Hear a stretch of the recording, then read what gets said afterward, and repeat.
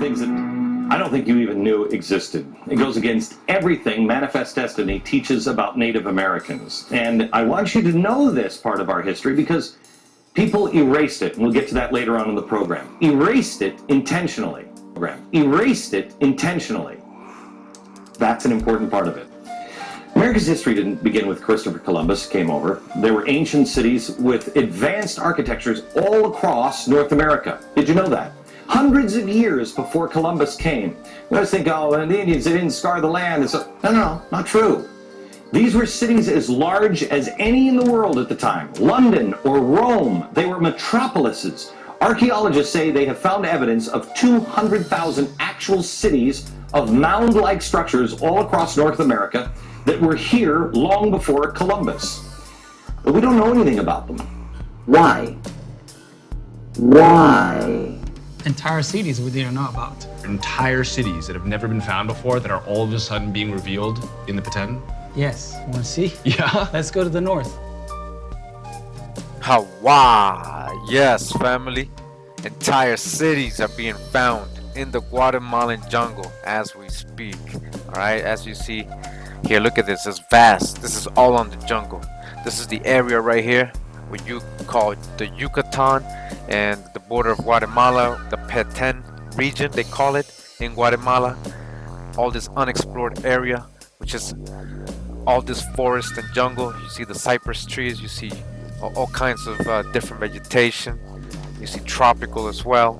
And under all this jungle, in this area of the world, you see where they got the highlighted parts. That's the only parts where they've done the LiDAR scanning. That's the only places. They still haven't explored the other parts. So this is what they're finding.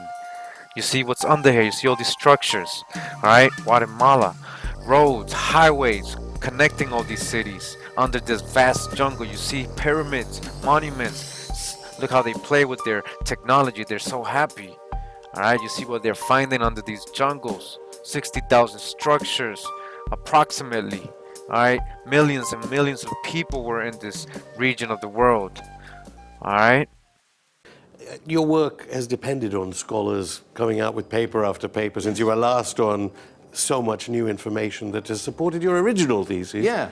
What next, do you think? It's very difficult. I think we are poised on the edge of what is called in science a paradigm shift. I think that the monolithic control of the past that archaeology has exercised is being eaten away by new sciences like genetics and indeed geology. And the result of that is that all the evidence that's coming out shows that the human species is much older than we thought, that their abilities were much more advanced than we thought, that whole areas of the world that have never been studied by archaeologists at all may have been the source of an advanced civilization in the past. The evidence keeps on mounting up. It won't go away. I keep thinking I'm finished with this story. I thought I was finished with this story in 2002 after a book called Underworld, and then Göbekli Tepe came along. And I needed to write Magicians of the Gods. And then after publishing Magicians of the Gods in 2015, there's just massive amount of new evidence from the Americas showing that the whole story of the peopling of the Americas were wrong, and that the Americas are full of cunningly designed, highly scientific monuments, geometry, astronomy on an extraordinary scale that speaks to enormously sophisticated people. Graham Hancock, thank you.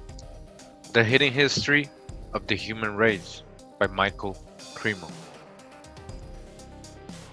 In part 1 of The Hidden History of the Human Race, we look closely at the vast amount of controversial evidence that contradicts current ideas about human evolution. We recount in detail how this evidence has been systematically suppressed, ignored, or forgotten, even though it is qualitatively and quantitatively equivalent to the evidence favoring currently accepted views on human origins. When we speak of suppression of evidence, we are not referring to scientific conspirators carrying out a satanic plot to deceive the public. Instead, we are talking about an ongoing social process of knowledge filtration that appears quite innocuous but has a substantial cumulative effect. Certain categories of evidence simply disappear from view, in our opinion, unjustifiably. This pattern of data suppression has been going on for a long time. In 1880, J.D. Whitney, the state geologist of California, published a lengthy review of advanced stone tools found in California gold mines. The implements, including spear points and stone mortars and pestles, were found deep in mine shafts, underneath thick, undisturbed layers of lava. Informations ranging from 9 million to over 55 million years old. And I remember you saying before that with every year we're finding out that things are older than we thought they were. All the time. And it always seems to be confirming a lot of what you've been talking about. So, a natural tendency for them to shy away from these things. Yes. Because also keeping things in the status quo keeps everything Yes. the way it should be. Yes. Keeps them in their same jobs, their institutions alive. Absolutely. And so they just naturally become uncomfortable and resist when they hear these new theories. Very much so. And this is a classic example that I go into in this new book of archaeology going radically, drastically wrong. And it's partly connected to that so-called overkill theory, where the megafauna were supposedly wiped out by this ruthless hunter-gatherer population. And it's an archaeological theory called Clovis first. And it dominated American archaeology for 50 years. The notion that there's a culture that archaeologists call the Clovis culture. We don't know what they call themselves. They're called the Clovis culture because what's called the type site, the classic site that they were at, is near the town of Clovis, New Mexico, in a place called Blackwater Draw, near Clovis, New Mexico. And apparently the archaeologists needed to go to Clovis to get beer, so they called it the Clovis culture. Okay. And this Clovis culture, there's no evidence of it in North America before 13,600 years ago. It flourishes for about 800 years, and 12,800 years ago, it vanishes completely from the picture. The position of archaeology for 50 years is those were the first human beings to enter America. No human beings entered the Americas before 13,600 years ago. And those are the same archaeologists who repeatedly called me a pseudoscientist or a pseudo-archaeologist for suggesting other possibilities. But lo and behold, what do we find? Round about 2010 onwards, the evidence becomes overwhelming that Clovis was not first at all, not first by even a tiny margin, a huge margin, first by a huge margin, not 25,000, 35,000, 50,000. As part of the research for this book, I went to the San Diego Natural History Museum and interviewed Dr. Tom Desmarais, who's the chief paleontologist there. The reason I interviewed him was because he'd just had an extraordinary paper published in Nature in April 2017. And that paper documents human presence in North America 130,000 years ago. That's 10 times as old as the Clovis culture. And all archaeologists admit this now, that the Clovis first was a mistake. They got it wrong, completely wrong. Human beings have been in America for much longer than that. But what they don't comment upon is the careers that were ruined as a result.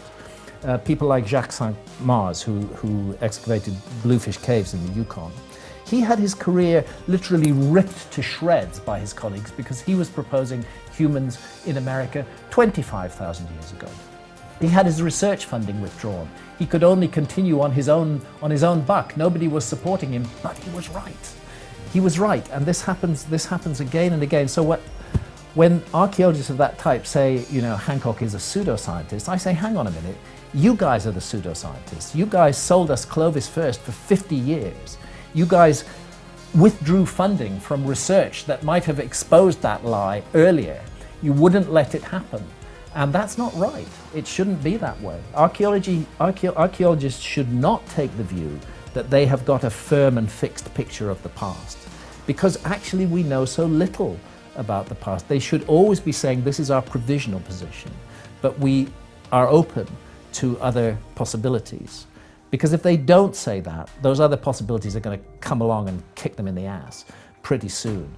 And that's what's happened with Clovis first. And Clovis first is not a small matter, because if human beings have been in the Americas for 130,000 years instead of for 13,000 years, why, there's 100,000 plus years that archaeologists just haven't looked at because of their preconceived notion that there was going to be nothing to find. There was actually a dictum against digging below Clovis levels You know how in archaeological strata it's like a layer cake, and you have certain levels. And the view was, let's not waste research funds digging below Clovis because we know there was nothing before Clovis. What an idiotic, what a ridiculous position to take. Those archaeologists who did risk it and who dug deeper, like Al Goodyear at Topper in the Carolinas, they found human stuff going back tens of thousands of years earlier. So, you know, I think we're dealing with an ideological discipline, and I think it should be more provisional in what it says and in what it claims, and it should be less despising of people who consider other possibilities, because that's a useful thing to do. It's useful to consider other possibilities, even if they're wrong.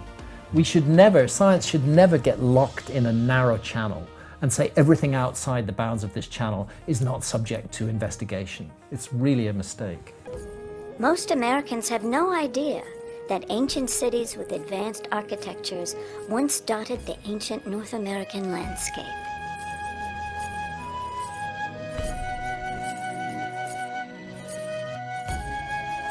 Director Kennedy has since coined a name for such places. What I call hidden cities. I use the term because these were very big places. There were more people, we now know, in Cahokia, across from St. Louis, than there were in London or Rome. I mean, I was surprised when you went to America with this book, because I thought, what's in America? You know, and because of all of the assumptions I had made and what I had been taught as a kid, the narrative was simple. As little as I knew that there was nothing else there Exactly. to talk This was the view, and this is why America is so interesting, because what we have in the Americas, North and South America, is a gigantic landmass, enormously rich in resources, just the kind of place where a civilization could emerge, just the kind of place where a civilization could emerge. So now we know that there were human beings there from 130,000 years ago, and we know that archaeologists haven't been looking at what they were doing. Now's the time to ask, what were they doing? What was going on in the Americas in that time? And again, a need for archaeologists to be more humble. How much have they really looked at? Advanced ancient civilizations once inhabited the North American continent, and this fact was common knowledge just 200 years ago. As Europeans moved northward from the Gulf in the 1530s and westward from Virginia after 1607 and westward from Plymouth Rock in 1620, they did learn that the place had been occupied for a long time by other people. George Washington saw major earthworks. The biggest architecture George Washington ever saw was created by Native Americans along the Ohio River. They were viewed by the early settlers, of course. They were so plentiful that it wasn't a surprise to have it on your property. These things were common.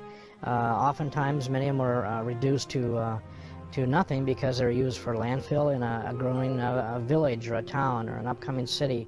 Thomas Jefferson was well aware that there were very, very big earthworks in the Ohio Valley, and he became aware, thanks to Lewis and Clark, that there were even bigger ones in the center of the continent, around Cahokia and St. Louis.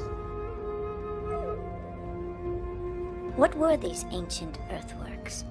Ancient city walls, buildings, roads, burial sites.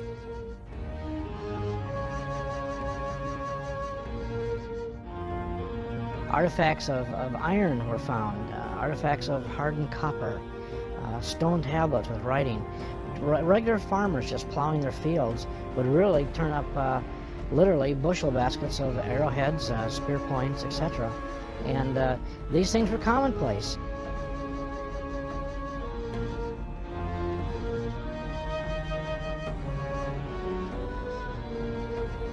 With the mounds that we see and the earthen banks and the ditches, to see them in such a great quantity and number, there had to be, just had to be, a very, very large population here at one time. None of that, virtually none of that, presents itself to us. Yes, in some small park-like enclaves, but Downtown St. Louis doesn't have a mound center. Downtown Cincinnati doesn't have a mound center. Downtown Pittsburgh doesn't have a mound center anymore. Marietta is to some extent, Marietta, Ohio, defined by its ancient earthworks, but there's an awful lot that defines it subsequently. So the answer to that is, we don't see it.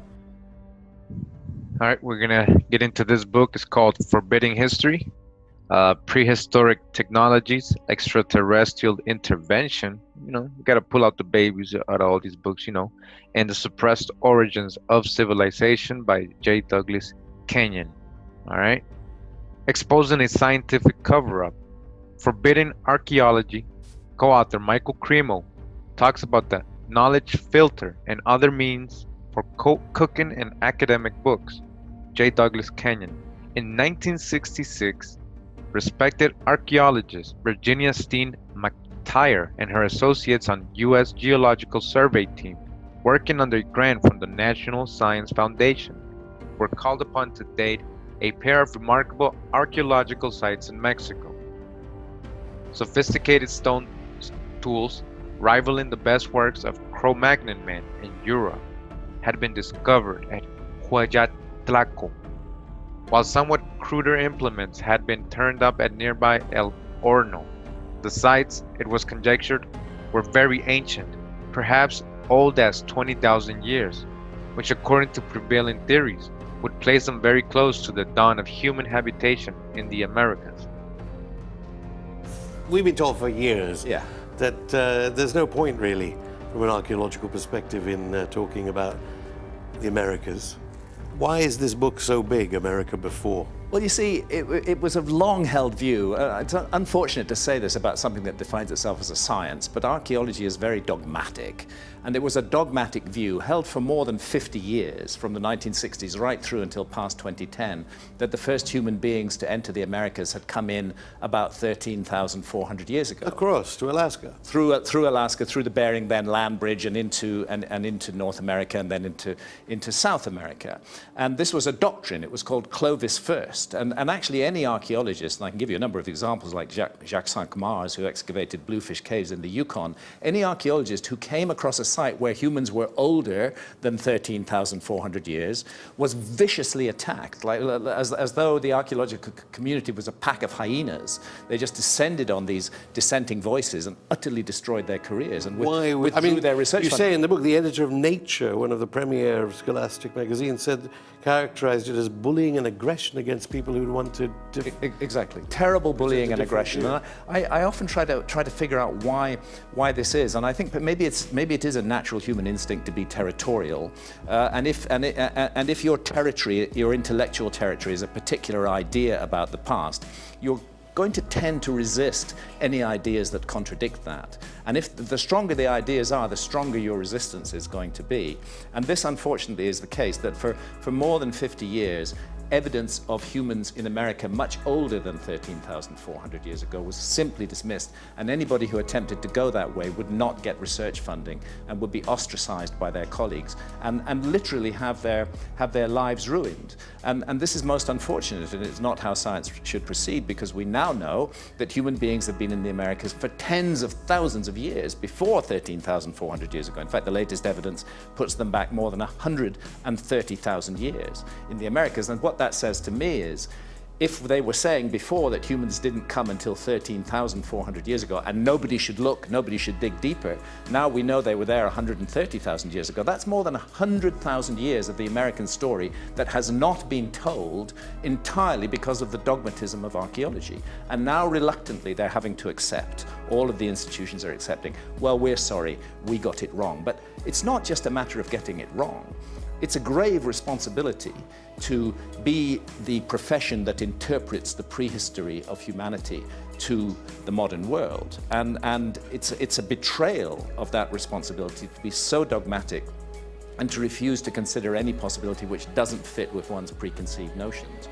And, you know, the net result is that we're left with 100,000 years of North American prehistory, which has been completely unstudied, and they're only now beginning to study it. And the evidence that's coming out, both in North America and South America, is absolutely stunning. All the old preconceptions are being Who benefited, overthrown. though, apart from this professional class of archaeologists? And I know it's very multidisciplinary, this book, as you are saying, not just archaeology, genetics, biology, yes, but and also... the new science in genetics is one of the things that's breaking the logjam, because genetic evidence is coming up which can't be explained by the pre-existing paradigm. For example, the pre-existing paradigm held that human beings had only entered America one way, that they'd come up through North Asia into Siberia, across the Bering Straits, which were then a land bridge, down through North America and on into South America. The problem that DNA has thrown up is that we have a very strong genetic relationship between Australasians, Aborigines and Melanesian people from Papua New Guinea, and certain tribes in the Amazon jungle. Now, if you could find that DNA footprint in Central America and in North America as well, it wouldn't challenge the existing dogma. But you can't. You only find it in the Amazon, and that rules out any possibility that they could have migrated through North and Central America to get to South America. They had to have crossed the Pacific Ocean. And furthermore, because very ancient skeletal material has been found containing this DNA, we know that this happened during the last ice age. So and this is horror for archaeologists, that humans could cross an ocean like the Pacific during the last ice age. They regarded it as absolutely impossible. The book is called Forbidding History by J. Douglas Kenyon. All right. More than a century earlier, following the discovery of gold in California's Table Mountain and the subsequent digging of thousands of feet of mining shafts, miners began to bring up hundreds of stone artifacts and even human fossils, despite their origins and geological strata, documented at 9 to 55 million years in age. California State geologist J.D. Whitney was able to subsequently to authenticate many of the finds and to produce an extensive report. The implications of Whitney's evidence have never been properly answered or explained by the scientific establishment. Yet the entire episode has been virtually ignored, and references to it have vanished from the textbooks. Some who authored the very first publications of the Smithsonian, or the earliest books on North American antiquities, described and illustrated things that would surprise most of us today. Some people, such as Caleb Atwater and Squire and Davis, they believe the artifacts that they were finding around these mounds and cities and earthen structures, that this was representative of an advanced civilization. This is the very first publication of the Smithsonian Institution. This is the work that Squire and Davis were able to complete in the late 1830s, the early 1840s, in what's called the Ohio Territory, which primarily worked in the state of Ohio, showing the monuments and the vast cities and the greatness that they must have had.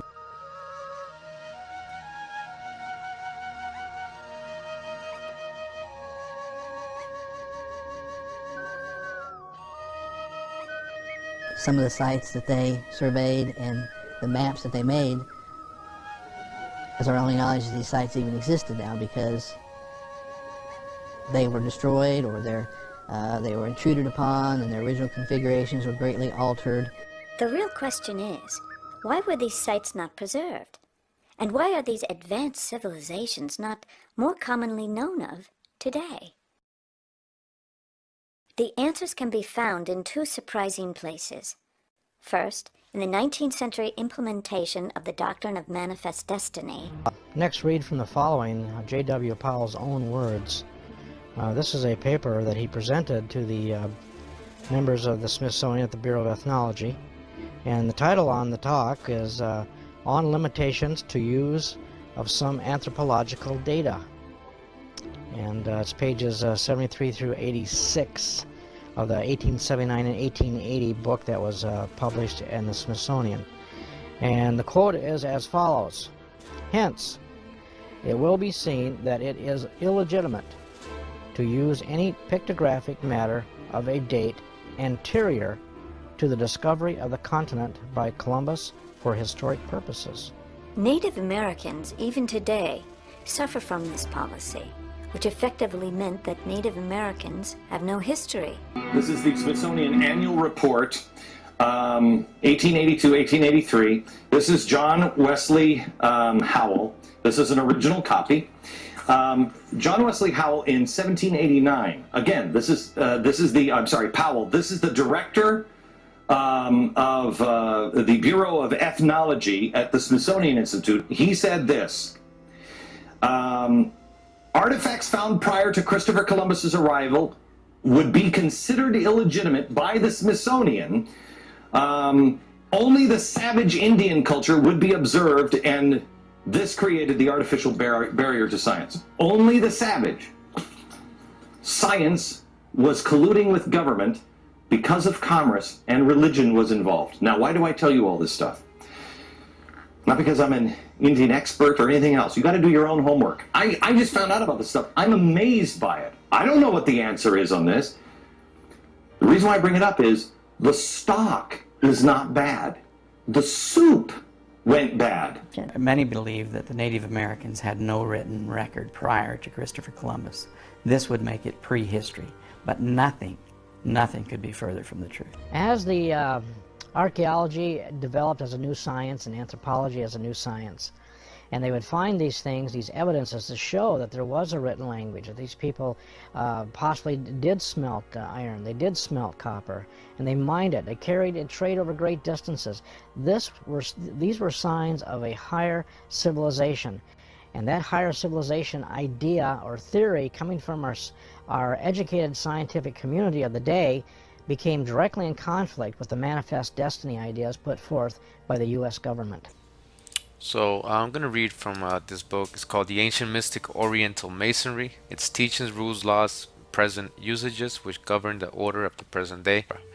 Alright, so in this book, just wanted to show a couple of things here to correlate what we've been learning about the true old world. It says, we are not indebted to either ancient Egypt for either religion or masonry, but to America. So he's saying how they believe that all these symbolism came out of Egypt, and that from there it was spread to those other places like India and Persia. But it says we are not indebted to either ancient Egypt for either religion or masonry, but to America. It is a fact that at Memphis, Egypt, in the pyramids, under the guidance of the kings of the mystic rites of masonry, were worked many thousands of years ago. But at that time, Egypt and the continent of America were one and the same. Alright, so when they're talking about Memphis, Egypt, what Memphis are they talking about? Are they talking about Memphis in America? The real Egypt? We're about to read that right now. So listen to what they're saying. It says, in America, rediscovered in the 15th century and repopulated in the 17th, was recovered Egypt and the promised land. Alright? Egypt and the promised land. The promised land, right? The ancient Hebrews. Or the land of the constellation of the eagle. As I go through the research, I find certain things ringing bells with me. I'm working in the Mississippi Valley.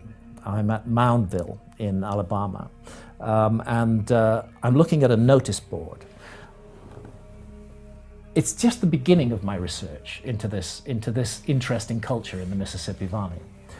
And the notice board has been put up by the site, and they're telling us about the site. And what they say is that the whole site was about afterlife beliefs, and that it was believed that on death, the soul of the deceased would ascend to the constellation of Orion, and then would pass through the constellation of Orion to the Milky Way, and then would make a journey along the Milky Way where it would face trials and tribulations and be judged on its behavior during life. The weird thing is, that's exactly the ancient Egyptian system of religion. It's exactly the system. It's too detailed to be a coincidence. What is that narrow star shaft in the Great Pyramid doing, if not pointing at the lowest of the 3 stars of Orion's belt? To send the soul of the deceased up to Orion, then indeed a journey along the Milky Way, trials and tribulations, and a judgment. The same story exactly. But how do we explain that? Can it be a coincidence? No, I don't think so. Details are far too complicated. Called Atlantis, the Antediluvian World by Ignatius Donnelly. This was from New York, Harper & Brothers, Franklin Square in 1882. that Atlantis was the region where man first rose from a state of barbarism to civilization. And if you've seen my corn videos, if you haven't, I invite you to go watch them. You know, we see that agriculture helped the first civilizations begin. Agriculture, and it was corn. That's how we can trace corn way back 10,000 years. Also, point 4, he says that it became in the course of ages a populous and mighty nation, from whose overflowing the shores of the Gulf of Mexico, the Mississippi River, the Amazon, the Pacific coast of South America, all the way to the Pacific coast of South America. What's there? Peru, right? The Mediterranean, the west coast of Europe and Africa, the Baltic, the Black Sea, and the Caspian were populated by civilized nations.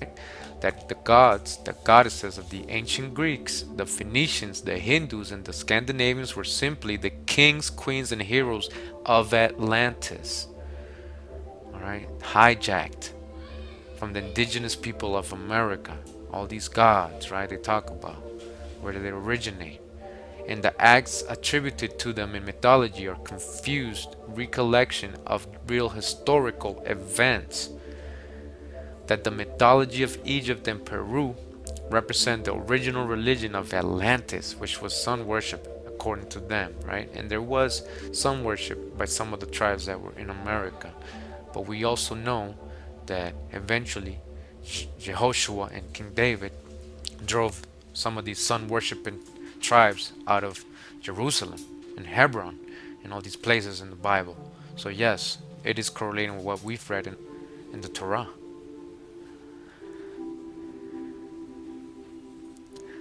Point 8, that the oldest colony formed by the Atlanteans was probably in Egypt, whose civilization was a reproduction of that of the Atlantic island. So it says that from America, Atlantis, right, they went over to Egypt that we know today and colonized it there, and that's a colony of Atlantis, not the Egypt. All right, not the original Egypt. That the implements of the Bronze Age of Europe were derived from Atlantis. And if you know about the Michigan mines, you'll see that a lot of the Bronze Age metal that the Greeks and Romans used was coming from America, being mined up there. You can research that. Alright, and it continues, says the Atlanteans were also the first manufacturers of iron. Point 10, that the Phoenician alphabet, parent of all European alphabets, was derived from an Atlantis alphabet, which was also conveyed from Atlantis to the Mayas of Central America. Those parts of America over which it ruled were, as we will show thereafter, Central America, Peru, and the valley of the Mississippi, occupied by the mound builders. Alright? Moreover, he tells us that this vast power was gathered into one, that is to say, from Egypt to Peru, it was one consolidated empire. We will see hereafter that the legends of the Hindus as the Diva Nahusha distinctly refer to this vast empire which covered the whole of the known world. Alright, so you just heard from this popular Masonic book. This is what they teach themselves, what they know, you know, and they told you when we talk about prehistory, we're really talking about America / Atlantis, right? So what is older? It tells us that Peru and Egypt was one empire, right? So if you watch my corn videos, you see that agriculture started out in Peru a long time ago. Like the first civilizations, the oldest structures and pyramids ever built were actually in Peru, in the site called Caral Supe. It predates Mesopotamia and the Egyptian dynasties. Alright, so look into it. The Hidden History of the Human Race by Michael Cremo. In the early 1950s, Thomas Ely of the Natural Museum of Canada found advanced stone tools in glacial deposits at Cheguanda on Mount Nitoline Island in northern Lake Huron. Geologist John Sanford of Wayne State University argued that the oldest Cheguanda tools were at least 65,000 years old and might be as much as 125,000 years old. For those adhering to standard views of North American prehistory, such Such ages were unacceptable. Humans supposedly first entered North America from Siberia about 12,000 years ago. Alright, so as you can see, their chronology and their history does not fit with what has been found many times. Alright?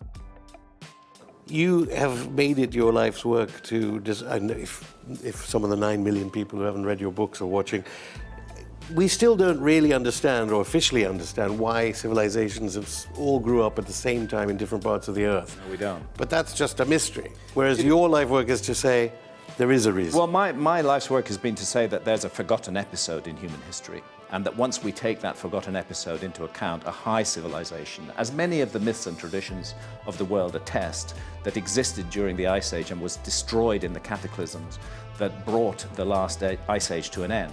I feel that that's a very neglected possibility by archaeology. Not just neglected, just absolutely ignored as a possibility. And I felt that my role has been to present solid, well-researched, thoroughly documented evidence which challenges that idea. Because if we are missing a very big part of our story, then we don't know who we are. We are lost in the modern world, and that's why I say it's a grave responsibility to be an archaeologist and to interpret the past to the present, because our ideas of who we are come from the story we've been told about that past. And now we know that an enormous area of the world, the whole of the Americas, was completely ignored, and it may in fact have been the center of the origins of civilization. And it may in fact have been the center of the origins of civilization. And it may in fact have been the center of the origins of civilization. I have a book in my shelves called History Begins at Sumer in Mesopotamia between the Tigris and the Euphrates River, and that's been the idea of archaeology for a very long time, that civilization began in the Middle East, in Mesopotamia. But that idea simultaneously in others. And then all over the world. But what's beginning to change that is evidence, much earlier evidence of civilization, as we would call it. For example, Göbekli Tepe in Turkey. And it's pushing the date back right to the edge of the last ice age. And those very early sites show evidence of great advanced technology. And the only possible explanation, as far as I'm concerned, is that they inherited a legacy from an even earlier civilization. So we've read in these last two books that, we can see that America / Atlantis, right, had a colony established in the other side, in Africa, in Egypt, modern day Egypt today. And that's actually was built by Atlanteans or Americans, right? Because when we're talking about prehistory, we're talking about America, right? As the Masons teach us other. So this book correlates with that. I wanted to show you this book. It's called Civilization and the Ancient Egyptians by Katanga A. Bongo, which I believe is an African, but I could be mistaken. So it says in this book, the idea that it was Europeans who introduced civilization to Africa is one of the biggest historical myths. In fact, evidence from archaeology, oral history, traditional languages, and cultural practices strongly indicate that it was the South American Indians. Again, the South American Indians who introduced civilization to Africa. Who introduced civilization to Africa? According to this researcher, South American Indians. Some 7,000 years ago. Long before the Greek and Roman civilizations emerged, the South American Indians had introduced civilization to Africa, thereby making Africa the second continent in the world to become civilized. Spurred on by their South American Indian guests, the Africans built great empires that lasted for several thousand years at a time. Contrary to popular myth, in the Western world, the advent of Europeans destroyed civilization in Africa rather than made it. Alright, so as you can see, this researcher is stating what we're correlating about the origins of civilization and where it began. From the scholarly journal, The Foreign Quarterly Review, volume 18, published in London in 1837. The Foreign Quarterly Review has many volumes. I found this article in volume 18, around page 31, where the article starts, about a couple of pages. Not a lot, but it is a lot of information there in this article. So again, this is mostly a recount of an expedition done in 1805, 1806, 1807 by this guy named Dupax and his team, a French team hired by the Mexican Archaeological whatever institute or department or society. And yeah, so they are, a lot of this work, a lot of his illustrations is mentioned actually in Lord Kingsborough's Antiquities of Mexico. So this article mentions Lord Kingsborough, and his illustrations and his work in his books, Antiquities of Mexico. So just a little background of who Lord Kingsborough was, right? And Wikipedia tells us that he was an Irish antiquarian who sought to prove that the indigenous peoples of the Americas were a lost tribe of Israel. All right, so you see, not just my theory, we're not just making things up. This is actually ideas that these early settlers, conquistadors, conquerors, so-called explorers had because of what they were seeing and encountering when they came over here. Again, he wrote the book Antiquities of Mexico, comprising facsimiles. You know, facsimiles means an exact copy of ancient Mexican paintings and hieroglyphics, and is presented in the Royal Libraries of Paris, Berlin, Dresden, in the Imperial Library of Vienna, in the Vatican Library, in the Borgian Museum at Rome, in the Library of the Institute of Bologna, and in the Edokian Library at Oxford. The Monuments of New Spain by M. Dupax. All right, so that's volume 1 of cover, as you can see. So we have 7 volumes actually of this. 9 volumes of Antiquities of Mexico. And most of the first 3 volumes is all illustrations and codices and the Mayas or the Aztecs of Mexico, such as this. This is actually from Dupax. We're going to read his article, but I wanted to show you the illustrations he actually has in this book, Antiquities of Mexico, made by Lord Kingsborough. So again, you see Monuments of New Spain by M. Dupax from the original drawings executed by the order of the King of Spain. All right, so as you can see, this is some of his drawings. That looks like a speaker there. That's crazy. You can see, the cross, or the original crossing of the ley lines, the representation of the mark, the monument, the cross sticks, the sign, right? The emblem of the Garden of Eden. We're going to get to that. Yeah, all right, so just so you guys can get a little background of the article that we're going to read. Try to get through the whole thing. All right, so we're just going to belly flop to this part right here. It says, we have said that this is an inquiry almost new to the public. We can deduce an extraordinary instance of the ignorance prevailing among literary and scientific men in general, of the immense sources of information from which they have been excluded. All right, this information has not been available to a lot of scholars. All right, by the voluminous pedantry employed upon the subject. It was after the publication of Lord Kingborough's work, that is to say in 1831, that a correspondent of the Literary Gazette announced a great discovery by a certain Colonel Galindo in New Spain. This now remember, New Spain, they're talking about that whole area of Mexico, Mesoamerica, a little bit of the Southwest U.S., right, and Florida. This gentleman, it says, going out one fine morning in the neighborhood of Palenque, stumbled on the ruins of an ancient city, nearly as wonderful in the architectural details of those of Egyptian Thebes. All right, they're not saying lower, they're not saying lesser than, they're saying as wonderful in the architectural details of those of Egyptian Thebes. So is this the original Thebes? Because we know this is the true old world, all right? And they're going to show us all this information that shows similarities between Egyptian, all right, people and all these Mayas and Aztec temples. I want you to take a look at this. This is going to blow your mind.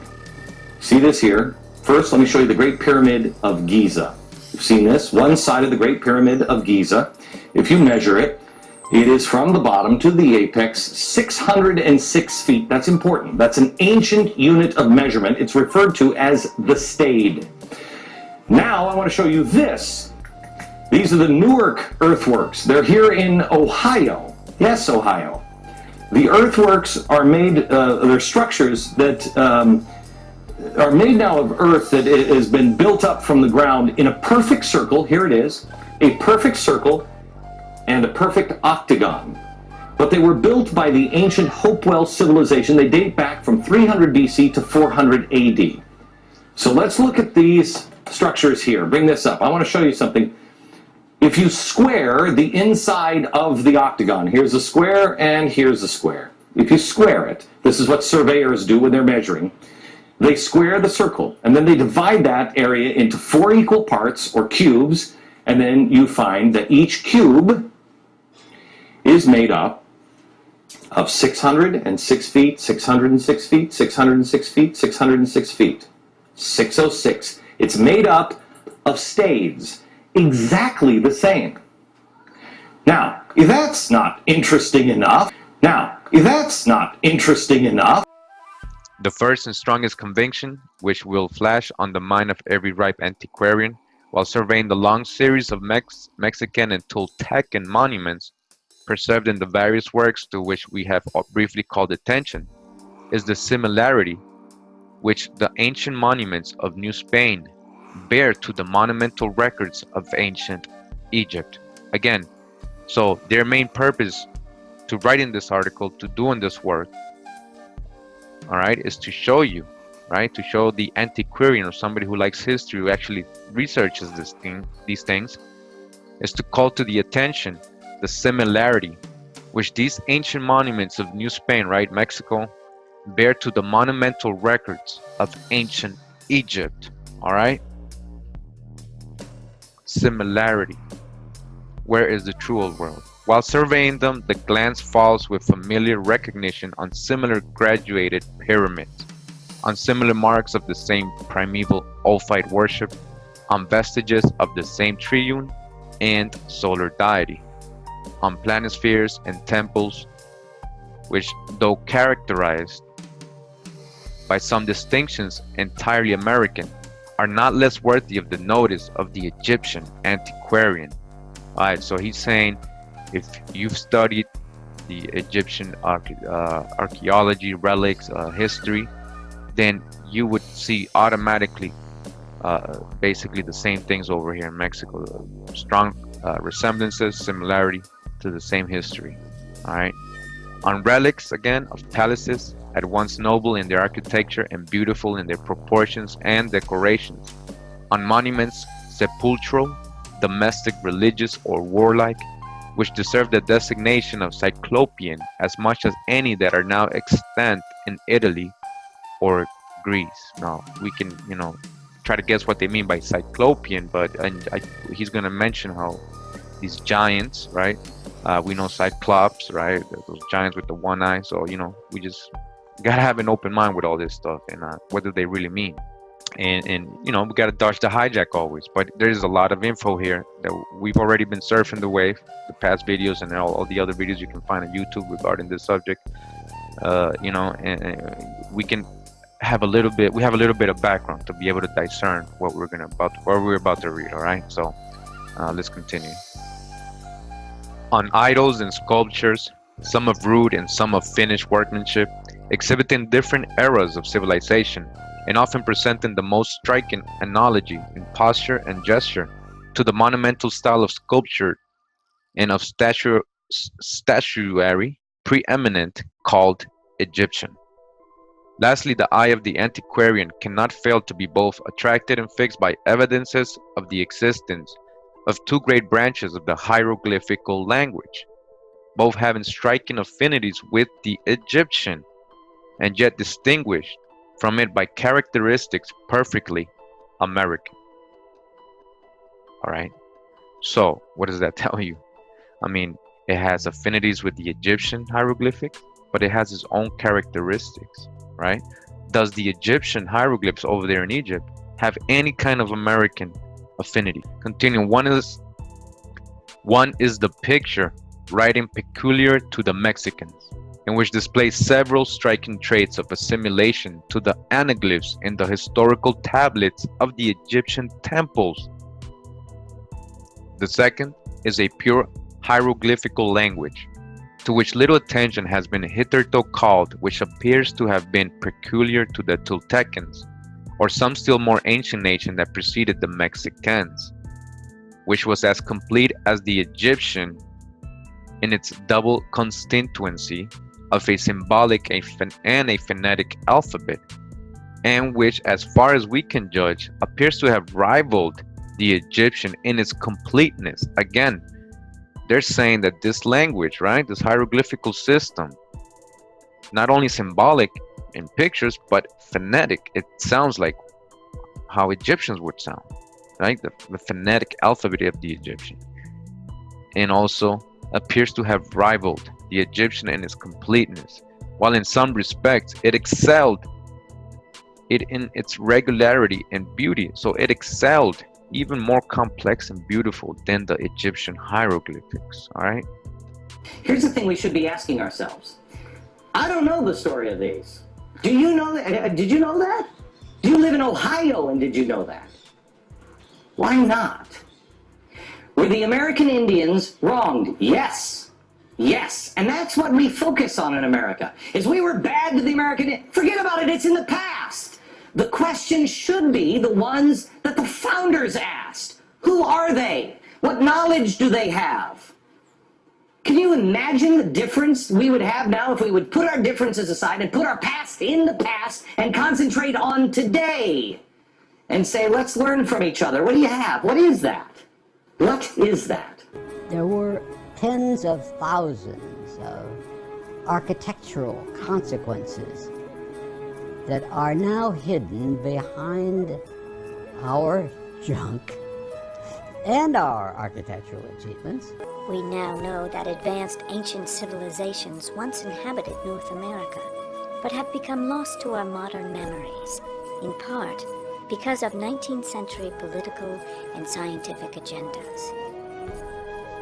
When following the course of the constellations, those immovably and perpetually fastened upon America are reached, it will appear that while all that is sublime in the historic past centers upon Egypt, all that is sublime in the prehistoric past centers upon America, Atlantis, and as the curtain which has hitherto concealed a prehistoric connection between the peoples of ancient Egypt and of America is lifted, it will be seen that the people of the eagle on the Nile being descended from the original people of the eagle on this continent.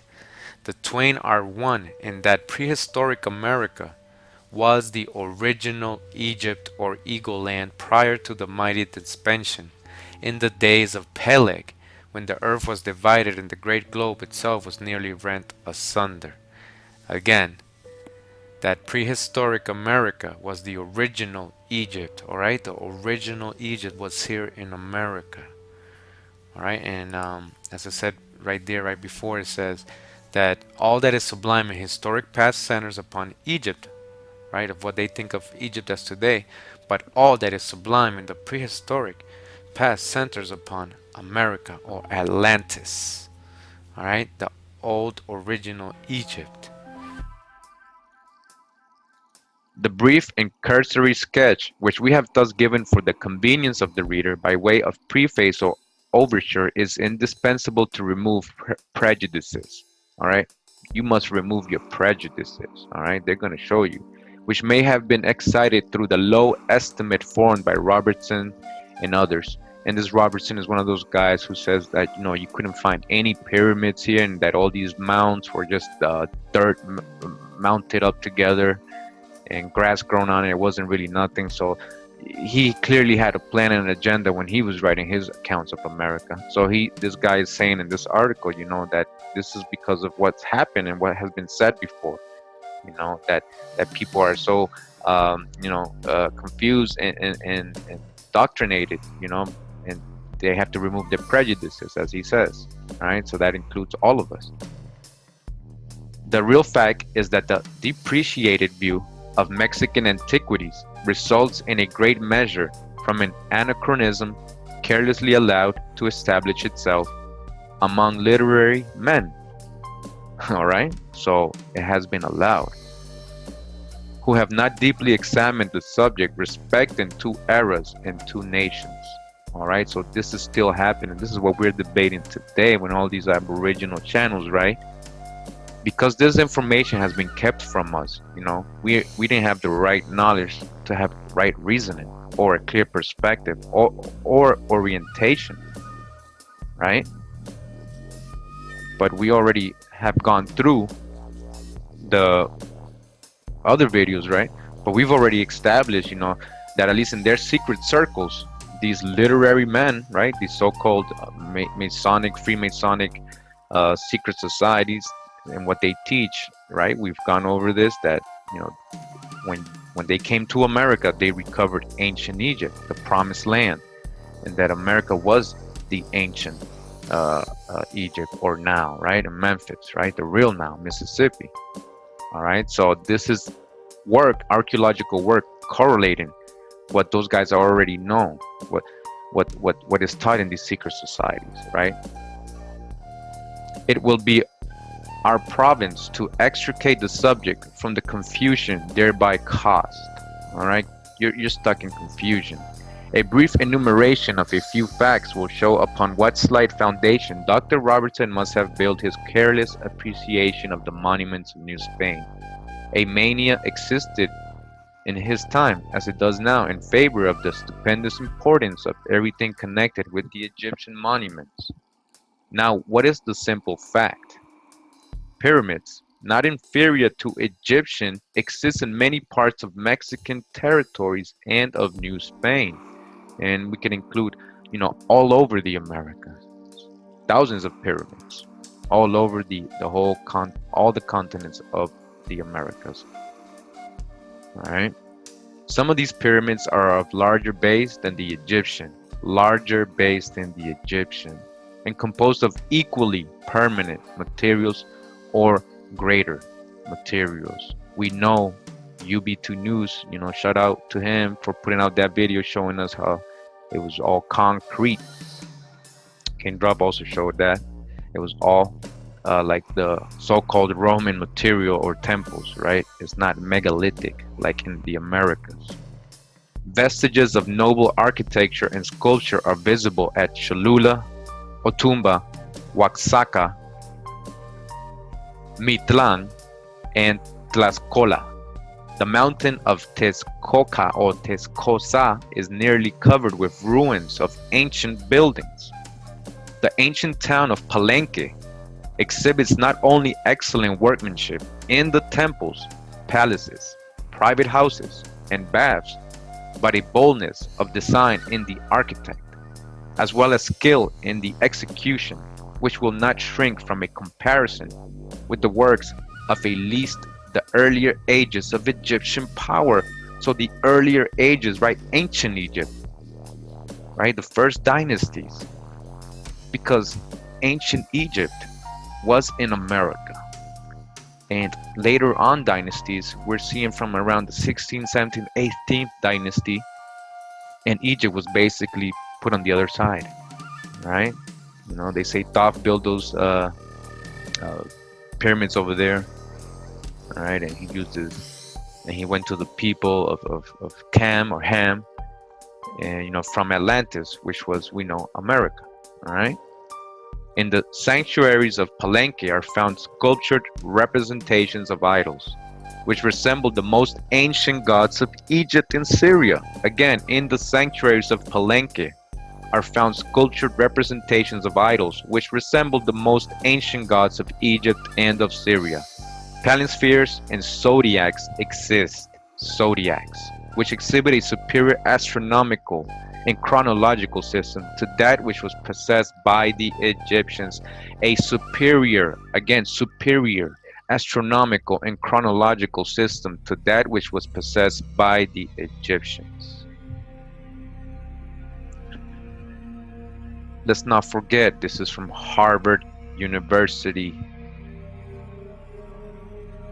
Foreign Quarterly Review. The history The history that has been erased in our nation, and in particular with the Native Americans, happened because it didn't fit the story they created, Manifest Destiny. It only works when Indians were savages, and they had to have savages for commerce and government to expand. The ancient artifacts prove otherwise. Why aren't we looking into those? Peter, Have you ever heard of Louis Agassiz? Have you ever heard of Louis Agassiz? Because as you can see here, let me just zoom in a little bit, right? This is Louis Agassiz. Again, geological sketches, 1866, this version of it. And we're gonna go right to, basically, it's right in the beginning almost. And it says here, contents, page 1, volume 1, America the Old World. America the Old World. Again, firstborn among the continents. Firstborn among the continents.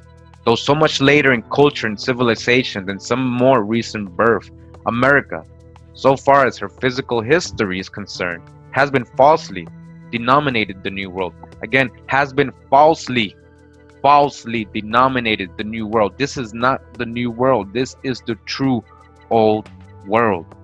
Hers was the first dry land lifted out of the waters. Hers, the first shore washed by the ocean that enveloped all the earth beside. And while Europe, listen to this, while Europe was represented only by islands rising here and there above the sea, oh, sorry about that, America already stretched in an unbroken line of land from Nova Scotia to the far west. Again, America, the Old World.